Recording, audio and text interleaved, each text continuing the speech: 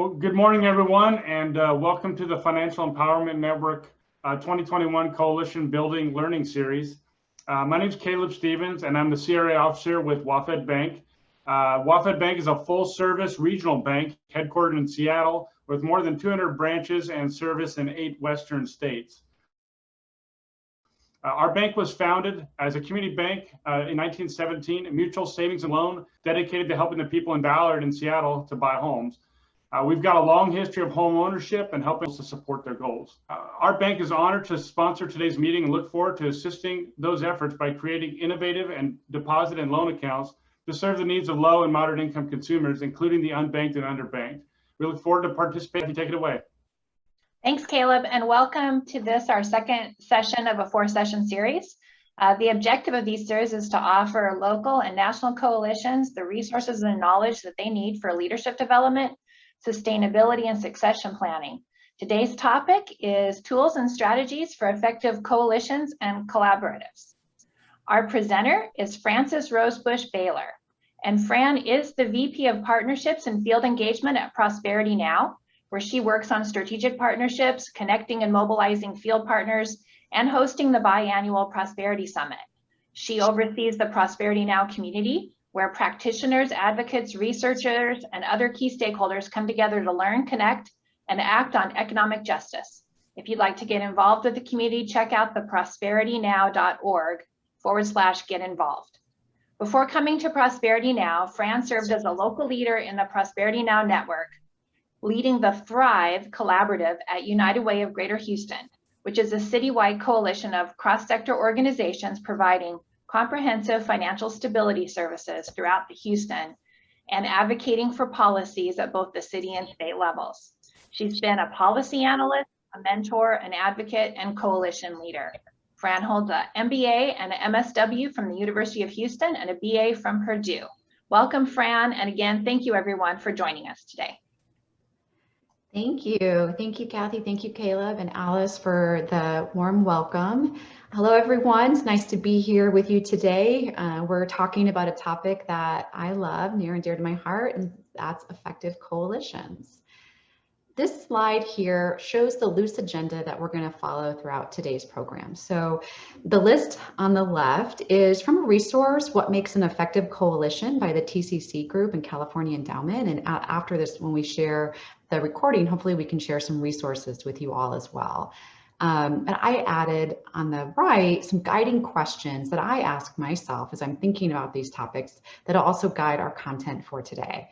So walking through what makes an effective coalition, a shared purpose and vision. So what's the need we're seeking to address? If, say, in our community, we are focused on financial stability of LMI households, then you go into the common goal destination, that is where the common outcomes are. So based on data, community perspectives, and experiences, we're thinking our influence we want to have is around increasing capital access and decreasing debt. It being anything that you want to focus on. That's the common goal destination. Then we'll talk about the clear value proposition. So why is a coalition needed to achieve these outcomes? Why are you coming together in a group rather than doing this on your own or through a partnership? Then we'll go through, all right, so you know what you're trying to do. You know why you need a coalition. Have you thought about, do you have the right people at the table? Who is not at the table that perhaps you need or should be there for their perspective, their power, their influence, their resources, their staff time, etc. Formalize structure and procedures. So to have an effective coalition, you also need to have a common understanding of how we interact and work together. So making sure that your structure is designed around your goals and not just a generic structure that you put together. A core leadership team or backbone. Whenever there's a coalition, there's always got to be someone who has responsibility to move the work forward. What's your project manager, or is it a steering committee? What are those roles? And then finally, transparent decision-making processes. So who has authority to make decisions for the coalition? Is it collaborative? Is it consensus? How are those made and why? Having that transparency and understanding from the beginning will set you up for success. So we'll walk through these through today's session. It's going to be pretty theoretical, frameworks, tools, insights that you can apply to your work. So as we're going through today's content, I encourage you to think about your own experiences and your own coalitions and apply how you might use these tools or insights in your work. To get us started, I would like, it's important for adult learning that whenever we are going through a topic that we ground it at the beginning with everyone who's engaged in today's conversation to think about your own experience. So I'd like everyone, if you could think about what are 1 to 2 words you associate with being in a coalition or a collaborative. If you could put that into the chat box or Q&A. When a word that comes to my mind when I think about a coalition or collaborative is the word team. So when I think about value proposition or why I would want to work together, I would want to work in a coalition because I might need a team.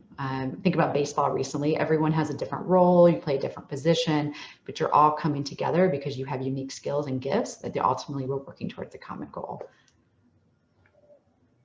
So while you are thinking, I'll continue on with the content. But I was hoping you could start thinking about today's content through your own lenses, because we all have different experiences with coalitions or or collaboratives. Some positive, some negative, some neutral, or variance in between. Also, grounding. Today, as I go through, I'm going to use the term coalition broadly.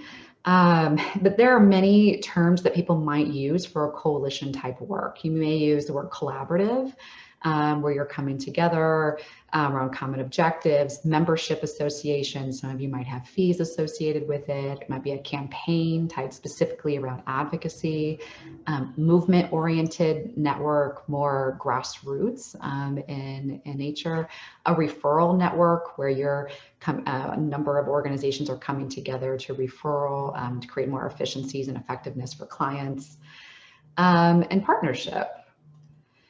But in general, we will use today, just use the word coalition across.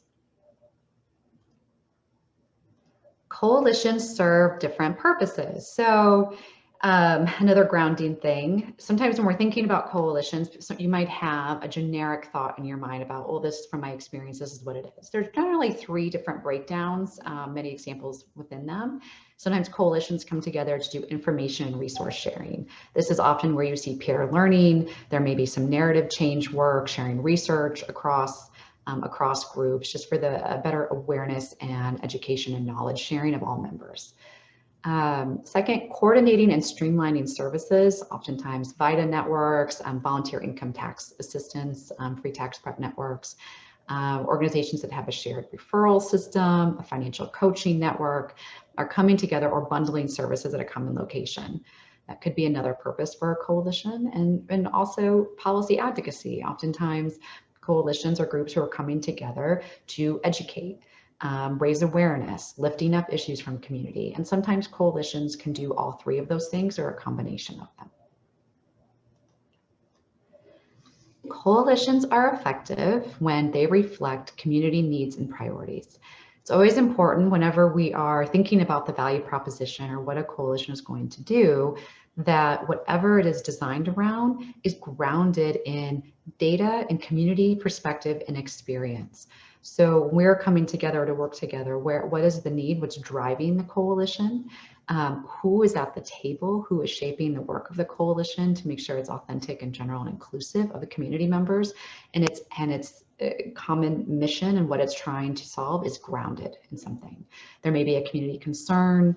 Perhaps an existing solution is inadequate or non-existent. Maybe there's already solutions in a community. People are working on affordable housing solutions, but perhaps it's not meeting the needs. So a group decides to come together to increase those supports or those resources. Need for a shared response. Oftentimes also coalitions can come together because of an opportunity or timing.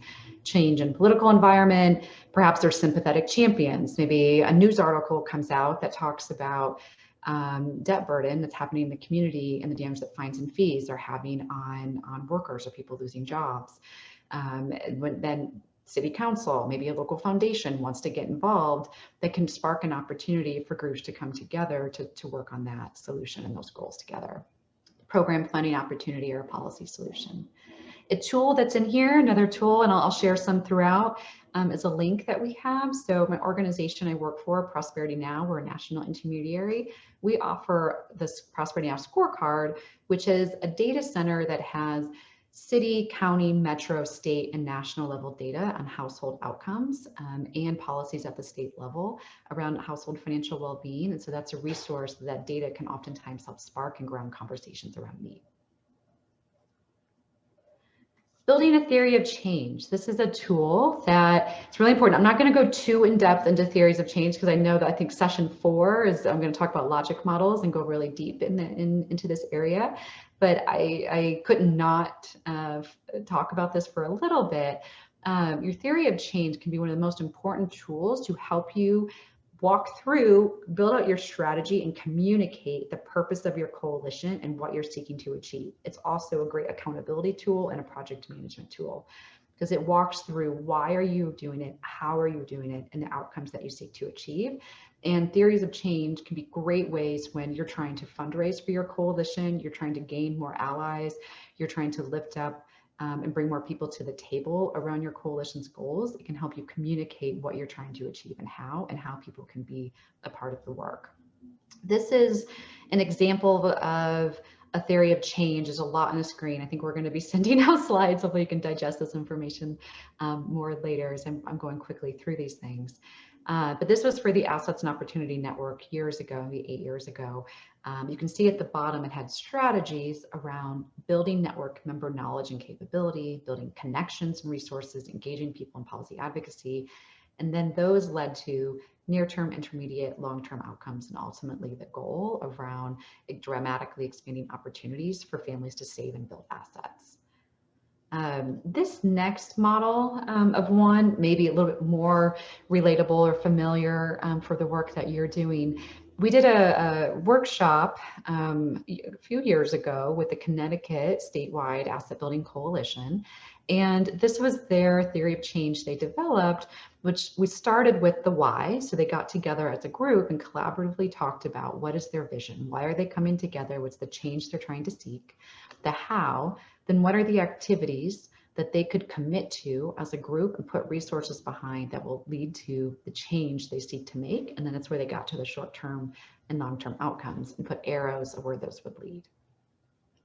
And the types of activities correspond with what I shared earlier in terms of, for them, they were a statewide group. So they wanted to raise awareness, they wanted to advocate, they wanted to build service member capacity, and they wanted to connect stakeholders to resources, learning, and sharings, both statewide and nationally. And we will refer back to those theories of change later on in my presentation as well.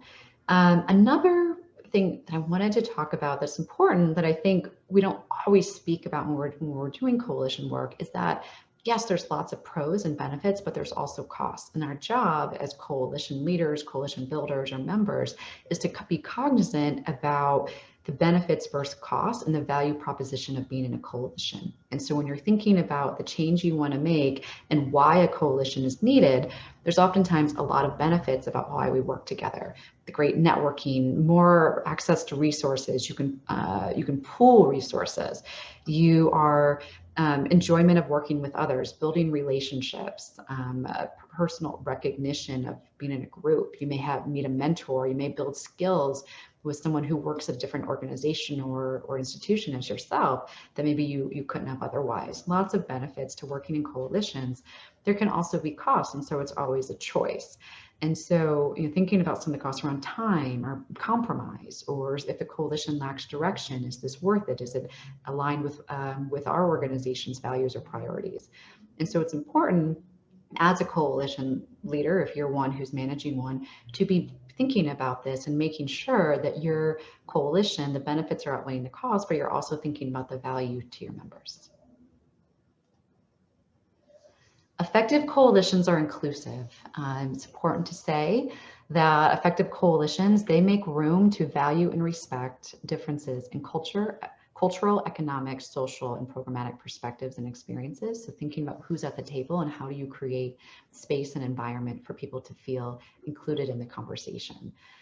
Some things to keep in mind here include members and partners who are reflective of the community that you're serving. So individuals who may, have relationships, be advocating, be working in, have partnerships within the communities and the populations that you want to serve.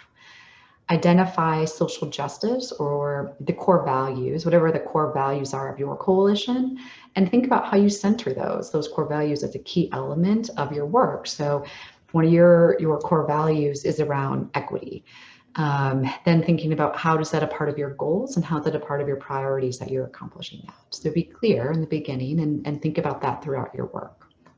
And foster a participatory environment where all stakeholders who are at your table, who are part of your coalition, how are they going to meaningfully engage in achieving your goals? If you have a theory of change where you want to accomplish a whole lot of things, say you want to increase credit scores in your community, and that involves, rent reporting pilots and working with credit bureaus and capital access and, loan products and different things.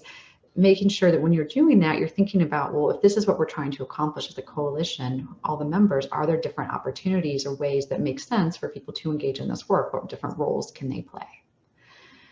Tools, here's some tools, more that I'll share that we can send these links, but Community Catalyst had one on it called the Checklist on Coalition Assessment for Diverse Leadership and Inclusion that may be helpful to check out.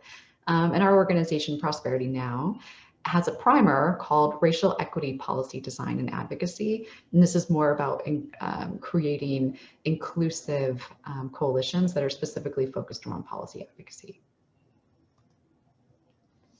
Getting the right people at the table. So this is an exercise, a tool that I've used many times where when you're thinking about your coalition, it's important you can map current members and partners, but also potential partners to think about who you need at the table with you to accomplish your goals and your vision. The vertical access is more helpful in reaching goals. So this is where people who might have power, influence, resources, strategy, time, like things that can help you achieve your goals. The higher up they are, the more helpful they are. And then on the horizontal axis, this is alignment. So if you are focused on addressing credit scores and capital access in your community, how aligned are they with your priorities? If they're all the way, then that's what they're focused on as well. And so this is where you can plot. And if we go to the next slide here, this shows you can actually start to put all of your current partners, your new partners, whatever, on a map of who you want to have on board. And those in the top right corner, those are the ones you make priority for engagement. If they are going to be extremely helpful in reaching your goals and they're very aligned with your vision and your mission of what this coalition is coming together for, then those should be the individuals that you want to make priority.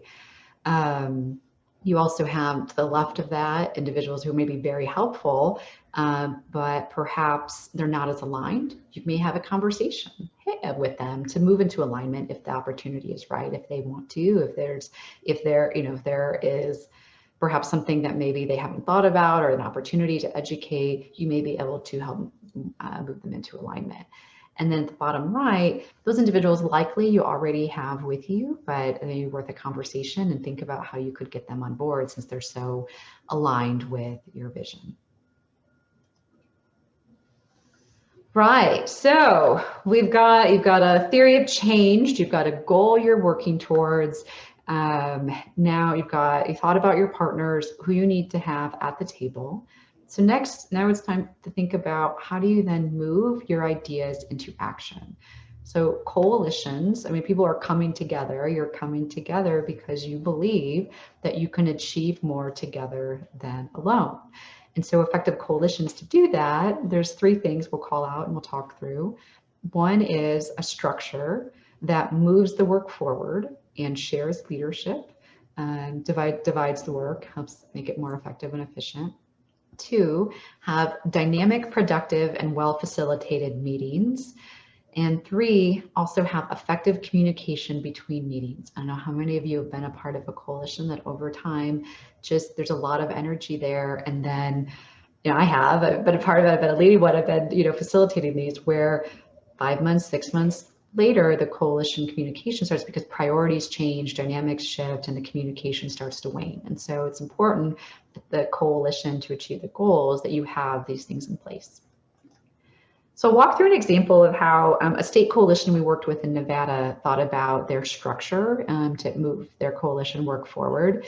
This was their initial theory of change. There's a lot on the screens, very involved, a lot that they wanted to accomplish. They had a very ambitious strategy session with an initial steering committee. It was about 8 people from their steering committee across their state came together and put together in a strategy session their theory of change of what they wanted to accomplish and how.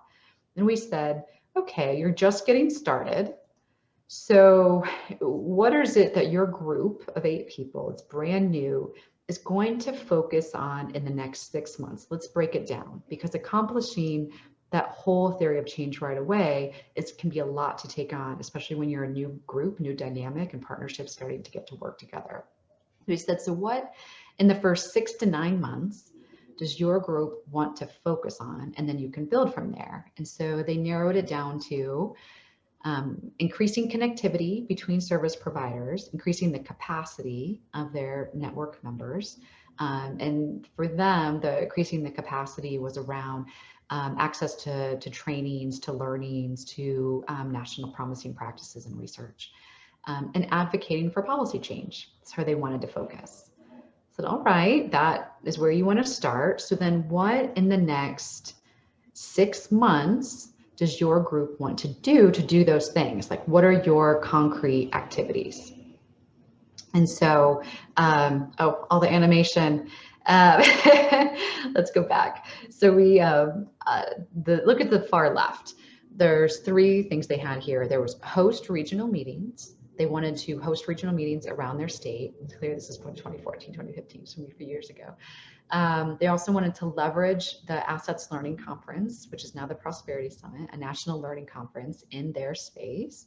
And they wanted to 3, organize a legislative day. So they wanted to do a Hill event at their state capitol. So I said, all right, so if those are the 3 things your coalition is going to do in the next 6 months to get at your goals that you identified, then what is the structure that you need to get it done? And that's where these kind of ad hoc planning committee, interim steering committee, the outreach committee went to, and that led towards this structure. So what they identified for themselves to move their work forward was they needed a part-time staff. So they actually had about a 0.5 FTE who was able to focus on the state coalition. They had the interim steering committee, those 8 people who came together at the table to strategize. The part-time staff member was going to do project management, was going to help do the communications to move the work forward. They had their interim steering committee that was setting the goals, setting the agenda and the priorities, and helping manage the meetings. And then they built off from that the structure they needed for the next 6 months. So they needed a meeting committee, an outreach, a policy committee, and then ad hoc, the national conference delegation that was going to go. And then they would, after that, after their 6 months, they'd build out and recruit more of their coalition members to be a part of the work. And that was a part of this outreach committee. And for them, they designed their coalition structure around their goals, not just a generic structure. And so I think it's important to think about what is it that you need in order to move your work forward. Also important is meeting facilitation, so opening meetings. It's important when we're doing adult learning. Our organization, we worked with Global Learning Partners, not sure if you're familiar with them. They do a lot of adult learning design and meeting agenda facilitation and trainings. And some of the stuff that I took away from this work and have learned is that it's important that whenever you're doing coalition meetings, there's always some type of check-in and ground rules. How are we going to act together? What are our norms, our cultural ways that we're going to engage? And also utilizing that to create the environment you want. So if you want a participatory coalition, you want people to be speaking up, asking questions, then it's important at the beginning you state that, make that clear, and make that a part of the way that you shape your agendas. Clarify, get agreement on goals of the meeting. So today we are going to hear from this person, we're going to talk about this initiative, and we're going to, plan for this event. Is everyone on board? Anything anybody want to add to the agenda? Making sure at the beginning that there's clarity around the objectives, and do an anchoring exercise. So adult learning, for people to get the most out of an agenda and engagement, it's important that you anchor whatever the work, the content is, in their experience. So like I did at the beginning of this presentation, I asked you all to think about what are 1 to 2 words that you associate with being a coalition or collaborative. And that was my attempt at getting you to ground the content for today in your own experience so you could be more engaged. Setting a meeting agenda. It's important, just some tips here. Pair information sharing with an action item. I love peer learning. I love knowing what other national coalitions are doing, state coalitions are doing, local coalitions. I want to do, hear the peer sharing. I want to hear about new products and services. But it's important in a coalition meeting that if you are doing that information sharing, that there's always some type of a takeaway. So, okay, this person from this institution is talking about X. At the end, what do you want people to take away? Is there something they can do, they can sign up for? Can they pilot something? Can they partner in some way, shape, or form? Can they enroll their clients in this service? What is it that people can take away from that? And also, when you're doing agendas, it can be hard to sit through 45 minutes of just information sharing. And so coupling that with actually some business action items of the coalition. So if our coalition is trying to accomplish X around debt burden in our community, what are some action items that we can also take time to accomplish? And another tip, have the steering committee. If you have a steering committee, you have a planning team, have them think about ahead of time, what does our coalition, to our theory of change, need to get done? And what is it, the information, buy-in, strategy that we need from our coalition members? And how can we most effectively use this time when we have the whole group together to get at what our coalition needs? And then closing and capturing a meeting, just best practices, good to do. Review at the end of the meeting. So today, did we accomplish our objectives? Great. What are our next steps? Who's going to do them? What's the assignments? Use time at the end of your meetings to identify topics and goals for the future meetings. While you have your 10 or 15 or 30, however people are in your coalition together in a room, you can say, okay, this was our June meeting. Thank you for a successful conversation. We come back together in July. Anything that anyone wants to put on the table for our next meeting.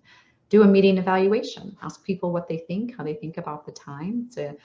This photo here is of a dot exercise that we've done at the Assets and Opportunity Network, where we put up at the end, rate our event today, and people could do it right at the end as they were walking out of the room. And we use that feedback to learn and shape our next agenda, and send out action-oriented timely notes. Communication. I mentioned earlier the importance of continuing communication. What do you say and how often? It's important for coalitions that there is somebody who is tasked with the coalition, or at least a group of people, and there's clear assignments. Also clear assignments, does anyone need to review or sign off on the communications, that all of that is transparent, so that there can be timely follow-up, action-oriented items, we're sharing relevant information. And as you're working through this as a coalition, thinking about that timely follow-up, that the content and frequency can vary by audience. So not everyone needs to hear from you right away. So we'll go to this next slide, kind of walks through, you have different groups. So you may have your core coalition members. So you have maybe the 20 people, 15 people, whatever it is that you meet with monthly. Those are the individuals that you probably communicate with the most, bi-weekly or monthly, meeting notes, opportunities to get involved, updates, action items. Then outside of your core coalition members about communications, you have your allies. So this may be people that are helpful to your coalition, or they want to be informed, or they want to help you some way, but they can't become a full-on member, but they want to be able to support you. They may be a workforce board or a community college or a financial institution. So for them, you may want to do more of a bi-monthly communication. Maybe it's a little bit less frequently with your core coalition members. And these things could be a newsletter sharing updates. It could be large external communications that the coalition wants to share out, or specific action items that, hey, community college Y, here's an opportunity that we would love to work with you on something at your campus, a specific item.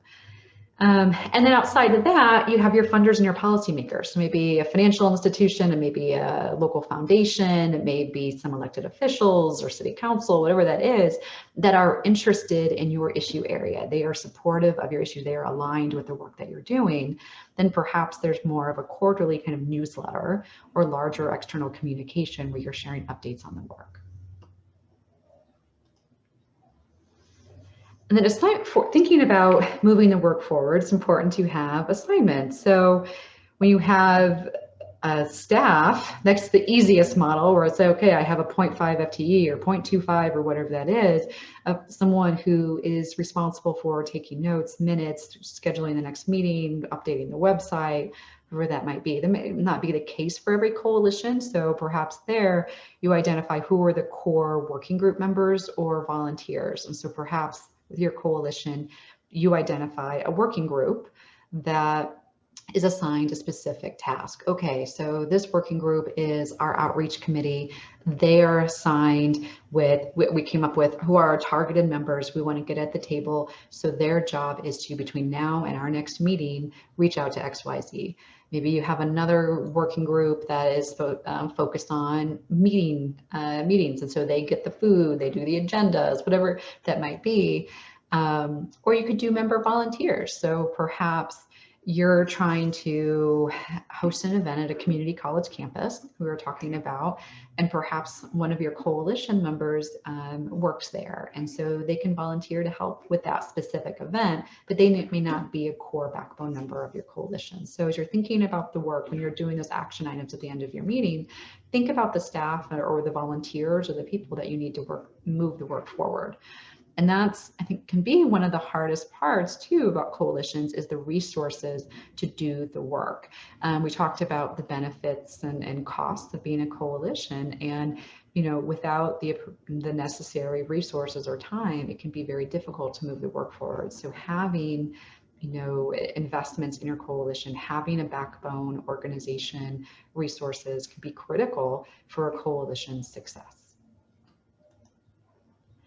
So here I'll talk about coalitions and backbone organizations. So the backbone organization for a coalition, they can be a coordinator. Here, the success depends on your backbone, not your wishbone. You gotta have somebody who's helping move the work forward. So here's some examples of roles that they can play. They can help guide the coalition's vision and strategy development. And I'm very clear there to say development. So it's not about the backbone saying, here's our vision and our strategy, now you all get behind it. It's them facilitating, helping facilitate a process to build the vision and strategy with the coalition members. They can serve as a project manager or lead implementer. So they're the ones who are, if there's going to be an event or meetings, they're the ones who are booking it, making it happen. Tracking progress, data, and metrics. Often for your theory of change, you want to know if your coalition activities are what they're leading towards, your short-term and long-term outcomes. It takes time to step back and collect data and insights. How many social media hits did we have? How many people are taking action on our items? How many champions did we get as city council around this issue? Whatever your metrics are, having someone who is responsible for tracking that. Coordinating coalition efforts, someone who is accountable and responsible for fostering the cross-partner communications, alignment, collaboration. So as we're talking about making things engaging and having participatory coalitions, it's often necessary to have someone whose job is responsible to be making sure that that's happening. Facilitating communications, meetings, and updates, and serve as the fiscal sponsor. Whatever your group deems as necessary to keep your coalition running, that's how you can design the backbone around it. You realize that takes money, that takes time and resources to have a backbone or someone who has the investment in them to carry the work forward.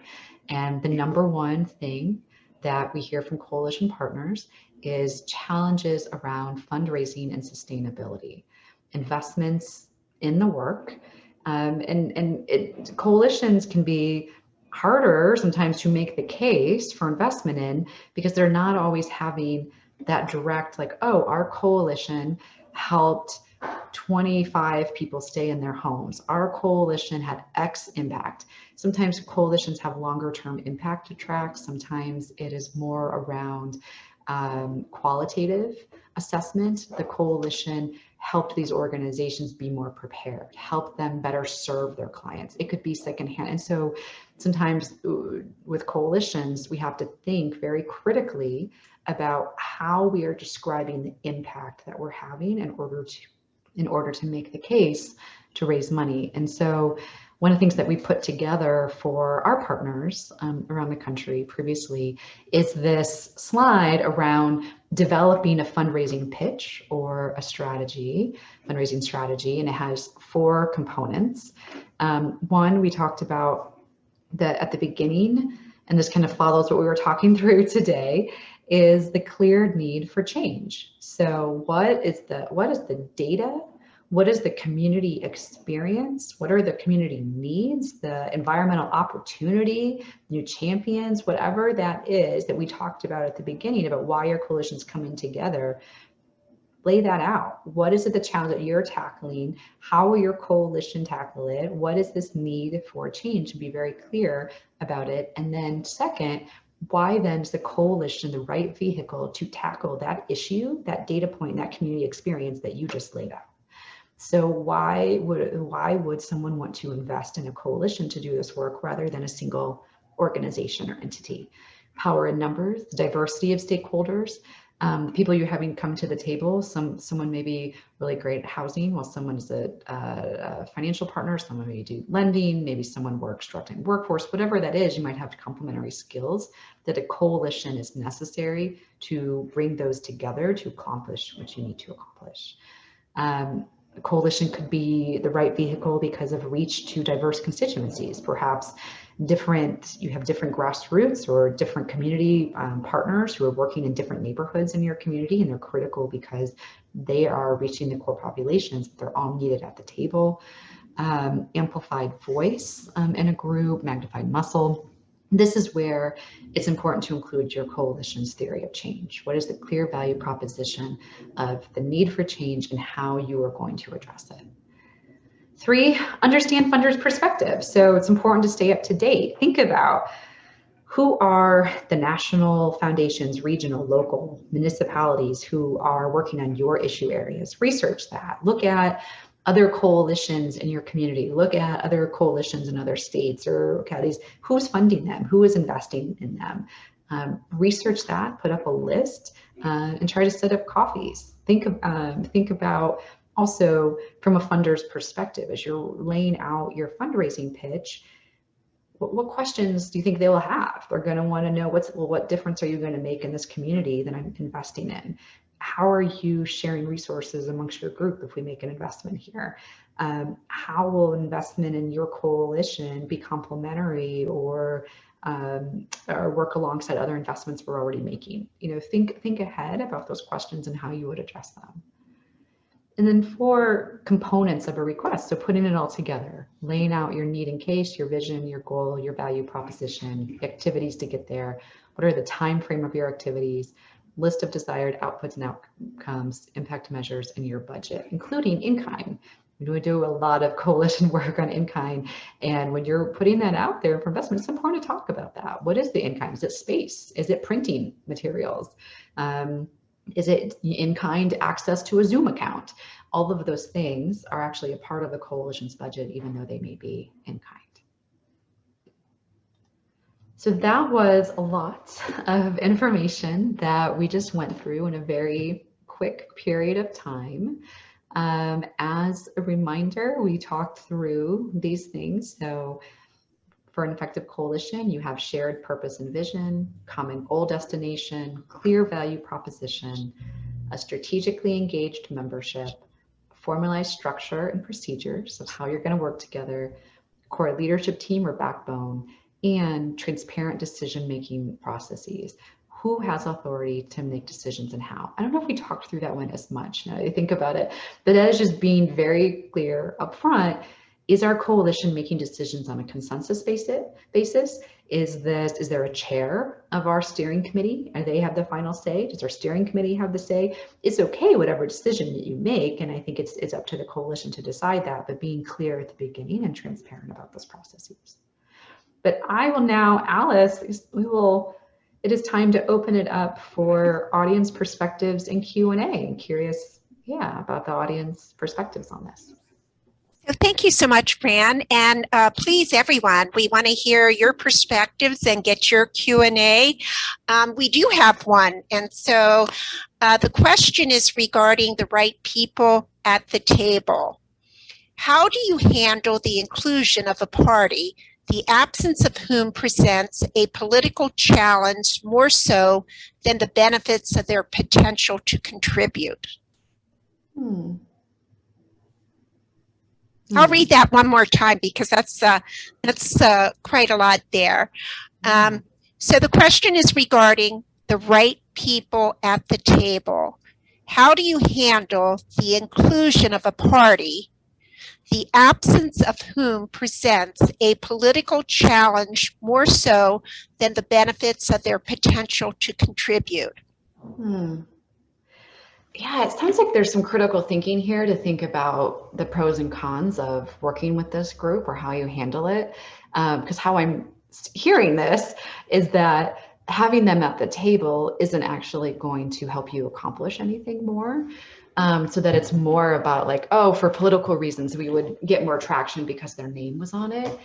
It makes me, think about, well, how do you know that you'd actually get more traction with their name on something? What is proving that? And is there some other way, if they're not actually going to bring any benefit, if they're not actually helping your coalition achieve your goals, then how else can you get the value that you're seeking that their name would have brought? So if it's about relationships, are you more like, oh, wait, I think it's supposed to come back, more like not including them creates negative impact? Have you thought about then, so this is another thing with coalitions relationship dynamics. And I think when I was talking earlier and I was going through the frameworks, I made the comment that this is theoretical and apply it to your own experiences, because not everything is going to be cut and dry and follow a specific process, because there's human dynamics and relationships at play. And we all know in our communities, there are different relationship dynamics and each community is different. And so when I'm picking up on this anonymous attendee, more like not including them creates negative impact, is that there's a tricky relationship dynamic here. And so without understanding that dynamic, it's hard for me to answer this. I need to understand more about this group and why it creates a negative impact. Is it about the respect or trust they have in the community? Is it because they hold power? And so it creates a negative impact because they hold power. If those are the cases, I think it goes back to, can you get the negative impact that it would cause? Can you negate that with something else? So if not including them creates, maybe it'll impact if they hold power that they give or share to your organization in the future. Is there a way you can negate that, or do you actually need to include them? Because will the consequences be too great? And in those situations, I really do think it's important to think in the long game. What are you doing long term about this relationship, this dynamic, and addressing those power dynamics? What is in your power, what is not in your power to control? And if you ultimately come to the decision they have to be at the table, are you nervous about, well, then what that means about the role they have to play in your coalition? Is there a role you could give them that perhaps doesn't bring as much, like, you know what I mean? Like, if you're, okay, you can join our coalition, but perhaps, maybe we'll give you a role where there's not as much involvement because they're not going to bring the benefit. And you feel like you have to include them for certain reasons. It's not good. It doesn't feel authentic. It doesn't feel great to include groups just because you have to. And that to me gets at power dynamics in communities. And how are we as people and organizations thinking about addressing that locally. And that can be a very tricky situation that can take lots of time and conversation to talk through. So I feel like with this person who's asking these questions, I probably need to spend more time. And so I'm wondering if maybe there's like a post conversation or something that we could have so I could understand more of the context that you're bringing up. Because it sounds like it's one of those unique relationship things in your community. Yeah, thank you so much, Fran. I would say for anyone who has questions that they would like to ask more privately, I know it can be really tricky. Please feel free to reach out to me and send me an email. I will then pass it on to Fran and see what we can do. I would say from my own experience, having worked in this field for many, many years, is that we need to remember the power of we. So I like to say that it's important that when you attend a meeting that, you know, we check our egos at the door and we think about what we can collectively do together. I would have a question for you, Fran, that I'm going to ask, and maybe it's a kind of a following on the tail of the previous question, but in terms of oftentimes you have a fiscal agent, and the fiscal agent is running their own, you know, nonprofit. And so how do you create boundaries between the coalition collaborative and the fiscal agent who is there as part of the fundraising strategy as well as part of the collaborative? Yeah, I think that is, along with we were talking about earlier, Alice, in terms of just setting agreements at the beginning. I think anytime there is a fiscal agent who is leading a coalition or collaborative, there needs to be transparency and ground rules set at the very beginning of the coalition, because it can be very easy that over time, if you're the organization and the nonprofit who is raising the money and doing the backbone, priorities, we're human, and priorities shift, and it just becomes easier, like, oh, we'll just tie this fundraising to this over to this thing that we're doing or whatever. And it can become very easy to blur lines and lose the autonomy of the coalition itself. And so I think it's important at the beginning that there are ground rules and expectations around engagement set.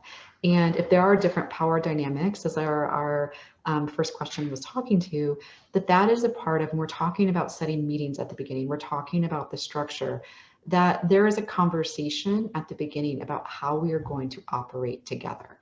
And so if people are going to be a part of our coalition, there is an expectation, whatever that might be, that you attend the meetings, that you contribute X for whatever, that there is some type of an agreement at the beginning about how we are coming together, so that there is this power of we, and we are talking about the group.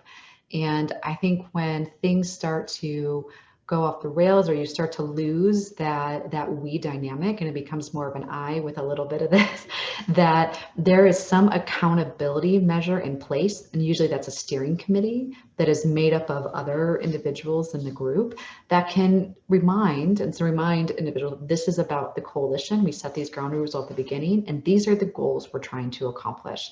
And that there's an accountability in place to hold the coalition as a group accountable to the we. So thank you again, Fran. We have another question, and it is, when starting a coalition over or from scratch, what would you recommend to bring people to the table, maybe those who have stopped participating?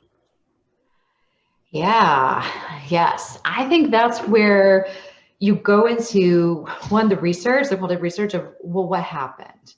Why did people stop participating? Was it that the mission of the goals of the coalition were no longer relevant? Was it that the communication started to trail off? Was it that there was transition in staff? Was it because the resources went away for the coalition? I'd want to understand that, because I think you start, when you're bringing people to the table, you have to start with the value proposition and make sure, well, what are we trying to accomplish? Have a clear, what is it that we want? Like, what is our vision? Why are we coming together? Why do we think a coalition? Because that needs to be articulated for people to understand if they want to join this with you. Oh, you're trying to work on fines and fees in a community, or debt in your community. Well, I need to know what your vision is around that, or just generally what we're trying to come to, so I know if I'm going to be at the table. If I do, then it goes to, well, let's think about what is the value. How are we engaging people? So if people kind of trailed off from our coalition because they weren't getting value out of the meetings, they weren't getting excited, they weren't about the work, well, then let's really design with them. Those people that you want to get engaged, the best thing that you can do to have engaged people in your coalition is to design your coalition with those people. Bring them into a conversation and say, what would make you, if you're interested in fines and fees, what would make you want to partner with me? What would make you want to attend a meeting? What would bring value? What is it that you would want to work together in a group on? Because if you are human-centered design, if you are designing around a need in a community, if you're designing around data need in a community, then you have a purpose.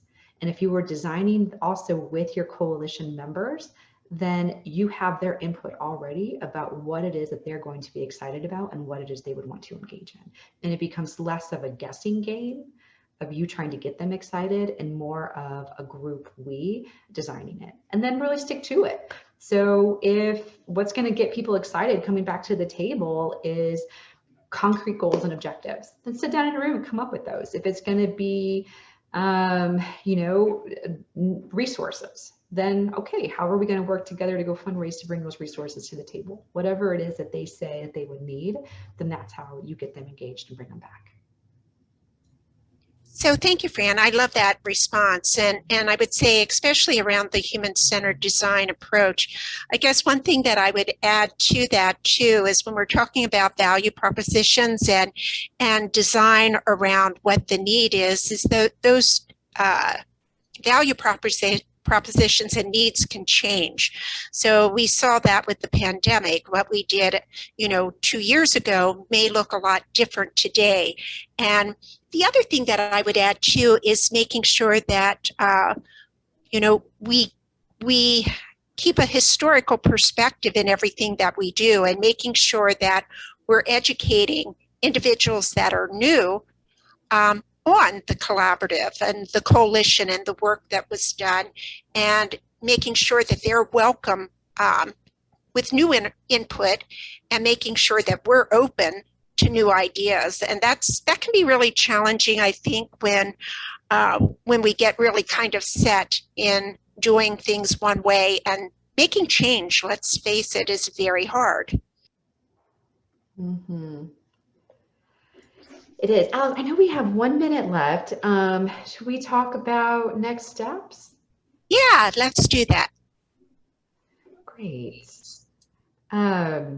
So we have just some things to know. I had mentioned throughout some resources. Perhaps when we share slides or something, we could share some links to these. But as Vehicles for Change, Coalitions of Greater Impact, Lessons and Insights, those are 2 documents from Prosperity Now. And then we also have this What Makes an Effective Coalitions from California Endowment and TCC Group. It's been an invaluable resource, and so it's definitely something to check out. If you're interested in Prosperity Now, you can go to our website. We have some campaigns, and we have an advocacy center. We have ways that you can get engaged. We have networks. You can sign up if you want to learn more about our network and our work. And this is my email address if you'd ever want to reach out directly, or you can go through Alice and she can share with me as well. Thank you all.